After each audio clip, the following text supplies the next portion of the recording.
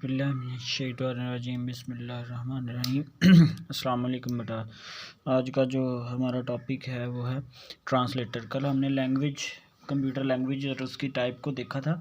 तो हमने देखा था कि जो दो टाइप्स हैं, एक हमारे पास होती है लो लेवल यानी मशीन लैंग्वेज, जो कंप्यूटर की नेटिव है, वो खुद से हम अंडरस्टैंड कर लेता है डायरेक्टली। लेकिन हाँ, इंसान जो है वो लो लेवल लैंग्वेज को या मशीन लैंग्वेज को अंडरस्टैंड नहीं करता, और कंप्यूटर जो है वो हाई लेवल को अंडरस्टैंड नहीं करता। तो हाई लेवल जो है वो इंसान के करीब है, इंसान उसको डायरेक्टली अंडरस्टैंड करता है। तो डेफिनेटली जो चीज़ ईजनेस प्रोवाइड करती है इंसान के लिए, इंसान उसको जो है वो इस्तेमाल करता है। तो हम हाई लेवल लैंग्वेज में ज़्यादा प्रोग्रामिंग करते हैं। तो जब हम हाई लेवल लैंग्वेज में प्रोग्रामिंग करते हैं तो फिर वो कंप्यूटर को समझ नहीं आती, तो उस पर्पज़ के लिए हम ट्रांसलेटर का इस्तेमाल करते हैं। ठीक है। अब ट्रांसलेटर के बारे में ऐसा है कि आप देख लें कि अगर मैं इंग्लिश में लेक्चर देना शुरू कर दूं, लेट्स सपोज एग्जांपल लेते हैं कि इंग्लिश में लेक्चर दे रहा हूं तो आपको वो समझ नहीं आती। तो कोई एक बच्चा ऐसा जिसको समझ आती है, मुझे अगर उर्दू नहीं आती तो वो बच्चा जो है मेरी इंग्लिश को ट्रांसलेट कर देगा उर्दू में, और आपकी उर्दू के क्वेश्चंस को ट्रांसलेट कर देगा इंग्लिश में। तो इसी तरह ट्रांसलेटर एक ऐसा प्रोग्राम है जो क्या करता है, हाई लेवल के अंदर लिखे गए प्रोग्राम को, हदायत को तब्दील कर देता है किसमें, मशीन कोड में, यानी मशीन की लैंग्वेज में, ताकि मशीन उसको समझ सके। तो ट्रांसलेटर एक ऐसा सॉफ्टवेयर है या प्रोग्राम है जो क्या करता है, हाई लेवल की इंस्ट्रक्शंस को, यानी हाई लेवल लैंग्वेज की इंस्ट्रक्शंस को मशीन लेवल में तब्दील करता है ताकि कंप्यूटर उसको समझ सके और उसके ऊपर वर्क परफॉर्म कर सके। तो लैंग्वेज ट्रांसलेटर के बारे में पढ़ने वाले हैं। डिस्क्राइब लैंग्वेज प्रोसेसर और translator and their use, discuss different type of language processors meaning translator ही है, यहाँ पे प्रोसेसर से मुराद ट्रांसलेटर ही है, आर का वर्ड आ रहा है, आप देख सकते हैं। Language translator is a program that translate a program of high level language or assembly language into machine code। चूँकि assembly भी जो है वो लो लेवल की टाइप है, लेकिन आधी हाई हमने उस दिन देखा था इसको कि कुछ हिस्सा इसमें हाई लेवल लैंग्वेज का, इसलिए डायरेक्टली ये भी कन्वर्ट नहीं होती, तो इसके लिए भी एक ट्रांसलेटर होता है। ठीक है। तो हाई लेवल को मशीन कोड में, ताकि वो उसको समझ सके और फिर उसके ऊपर जो काम का है वो कर सके। Every computer language has its on translator. Her computer language का अपना एक ट्रांसलेटर होता है, जैसे सी में कंपाइलर है, इंटरप्रेटर, ये डिफरेंट लैंग्वेजेस के अंदर दो एक वक्त में भी हो सकते हैं। ठीक है। और assembly language can not be run on computer directly. Translator program written in high level, जो प्रोग्राम हाई लेवल लैंग्वेज में लिखा जाता है, और असेंबली या फिर असेंबली लैंग्वेज में, कैन नॉट बी रन, नहीं चल सकता ऑन कंप्यूटर डायरेक्टली कंप्यूटर उसको नहीं समझ सकता। It can not B, it can must be लाजमी तौर पर converted into machine language before execution. चलाने से पहले उसे मशीन में तब्दील करना पड़ता है। ये वही सारी बातें हैं जो अभी मैंने आप लोगों से की हैं। ठीक है। अच्छा, टाइप्स ऑफ ट्रांसलेटर क्या है? तीन है, कंपाइलर है, इंटरप्रेटर है और असेंबलर है। ठीक है। तो असेंबलर तो सिर्फ असेंबली लैंग्वेज के लिए है, ये किसी और लैंग्वेज पे वर्क ही नहीं करता, क्योंकि ये आधी जो है वो बाइनरी में होती है और आधी आपके पास हाई लेवल लैंग्वेज में होती है। तो इसलिए जो असेंबलर है वो किसी और लैंग्वेज पे फिट नहीं होता, वो किसी और लैंग्वेज के साथ वर्क नहीं करता, वो सिर्फ असेंबली लैंग्वेज पे करता है। तो बात आ गई कंपाइलर इंटरप्रेटर पे। इन दोनों के बारे में जब हम पढ़ने लगते हैं, कंपाइलर और इंटरप्रेटर की जब हम बात करते हैं, तो अगर आपके पास एक 100 लाइन का क्या लिखा हुआ है, आपने 100 लाइन का एक प्रोग्राम जो है वो राइट किया है। कितनी लाइंस का? 100 लाइंस का आपने एक प्रोग्राम राइट कर दिया है। अब वो प्रोग्राम जो है उसको आपने ट्रांसलेट करवाना, हाई लेवल लैंग्वेज में राइट किया है। तो कंपाइलर की बात कर लेते हैं। किसकी? कंपाइलर की। तो कंपाइलर उसको एज ए होल ट्रांसलेट कर देगा। एज ए होल का मतलब होता है एक ही वक्त में पूरी की पूरी 100 लाइनों को एक ही टाइम में ट्रांसलेट कर देगा। इससे क्या होगी, जब ये एज ए होल ट्रांसलेट करेगा तो स्पीड क्या हो जाएगी? फास्ट हो जाएगी, यानी लेस टाइम में ज़्यादा काम करेगा। लेकिन इसमें एरर जो है उसको फाइंड करना क्या हो जाएगा? डिफ़िकल्ट हो जाएगा। क्यों डिफ़िकल्ट हो जाएगा बेटा? देखें, अगर 100 लाइनों में से आप फर्ज कर लें 25 लाइनों पे एरर है, तो एक ही वक्त ट्रांसलेट करेगा तो आपकी स्क्रीन के ऊपर कितने एरर एक साथ शो होंगे? 25 एरर क्या होंगे?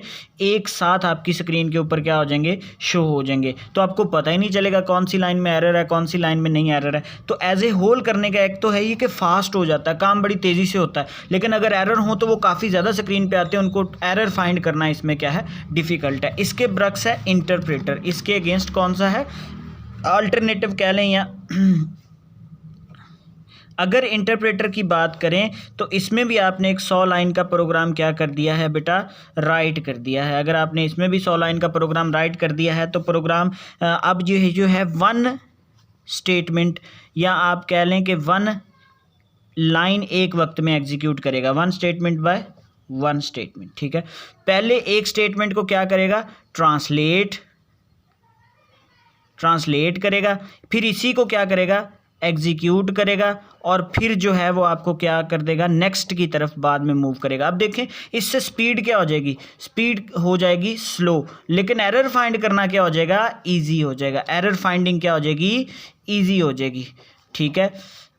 क्यों एरर फाइंडिंग इजी हो जाएगी, क्योंकि एक ही स्टेटमेंट के ऊपर वर्क कर रहा है। अगर इसी स्टेटमेंट में एरर है तो रुक जाएगा, स्टॉप हो जाएगा, एरर मैसेज देगा, तो डेफिनेटली एरर फाइंड करना इजी हो जाएगा, लेकिन स्पीड काफ़ी स्लो हो जाएगी। अगर ये 1 सेकंड में 100 लाइनों को ट्रांसलेट करता है तो ये 1 सेकंड एक लाइन पे लगाता है, तो इसका टाइम होगा 100 सेकंड, और इसका टाइम जो होगा वो एक फ़र्ज़ कर लें 2 सेकंड, 1 सेकंड है, तो ये फास्ट है, ये स्लो है, लेकिन इसमें एरर फाइंड करना इजी, इसमें एरर फाइंड करना डिफिकल्ट है।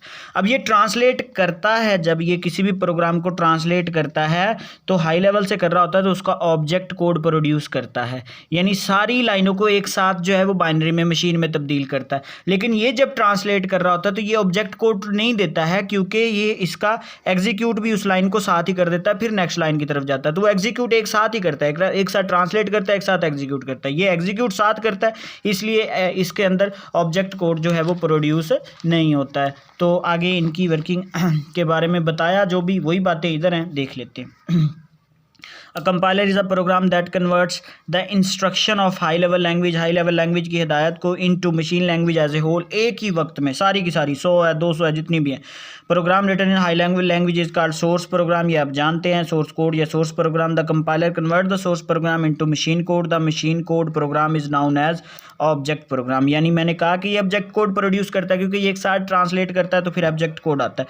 The object program can execute many time, एक ही दफ़ा ट्रांसलेट करके आप बहुत दफ़ा एग्जीक्यूट कर सकते हैं। सोर्स प्रोग्राम, कंपाइलर और object program. The compiler checks each statement in source program, हर स्टेटमेंट को अगर 100 है तो 100 की 100 को एंड जनरेट मशीन इंस्ट्रक्शन, और उसको तब्दील कर देगा मशीन लैंग्वेज में।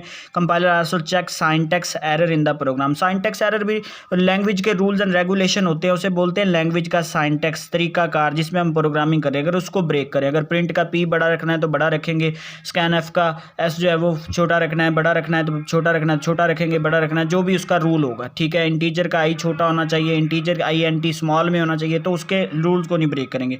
और source program containing an error can not B compile नहीं हो सकता। इसके बाद है interpreter.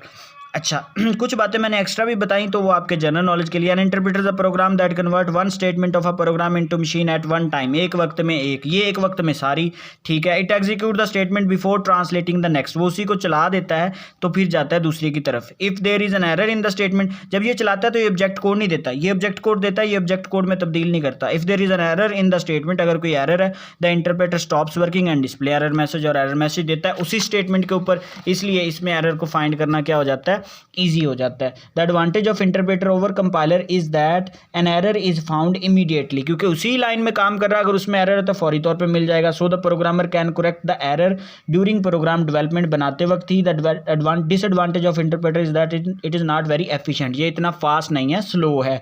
The interpreter does not produce an object program, जी मैंने कहा क्योंकि ये साथ एग्जीक्यूट करता है, जो ऑब्जेक्ट प्रोग्राम प्रोड्यूस नहीं करता। It must convert the program each time in its executed, जितनी टाइम भी एग्जीक्यूट करना होता है हर दफ़ा कन्वर्ट करता है। विजुअल बेसिक यूजिंग इंटरप्रेटर, वो कंपाइलर जो है वो सी लैंग्वेज ज़्यादा यूज़ होती है, जावा में भी है, ठीक है। असम्बलर एक ऐसा ट्रांसलेटर है सिर्फ असम्बली लैंग्वेज के लिए यूज़ होता है, क्योंकि असम्बली लैंग्वेज की जो हाफ इंस्ट्रक्शन है वो मशीन में है, हाफ जो है वो हाई लेवल लैंग्वेज में है, तो असम्बलर जो है सिर्फ असम्बली लैंग्वेज के ऊपर वर्क करता है। इंटरप्रेटर असम्बलर जो है वो सिर्फ असम्बली लैंग्वेज के ऊपर वर्क करता है। Assembler is a translating program that translate the instruction of assembly language into machine language, सिर्फ असम्बली की ही मशीन में ट्रांसलेट करता है।